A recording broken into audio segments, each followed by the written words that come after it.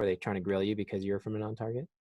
Yeah, I mean, I think that some people saw like, oh, this guy built a DCF during his Tuck experience, and like one guy like went into depth. We talked about like how much the terminal value was as a percent of total, like, and did my, I mean, I did well enough to pass, I guess, but like he definitely was playing bad cop.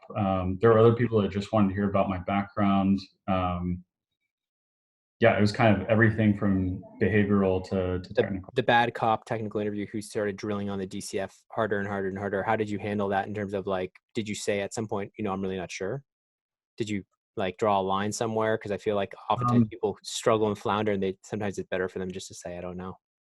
Yeah, I think there were a couple things that were like important to that interview, which were one that like I kind of saw it as a game and like an important interview, but also like it's okay. Like I know that this guy is trying to push me, and like I'm up to the challenge. Like okay, he wants to drill there deeper, and so like I was kind of still smiling that whole time while trying to figure out whatever new curveball he was throwing. I I wouldn't be surprised if there was a point where I like did say I'm not really sure. Mm-hmm. And there was one answer that I remember giving. I can't even remember to what it was, but he was like, huh, like whatever percent. Yeah, that doesn't really seem realistic to me. Anyways, next question. And he just like kept moving on. So like he was definitely, trying to push my buttons. And I think part of it is just staying composed in those kind of situations.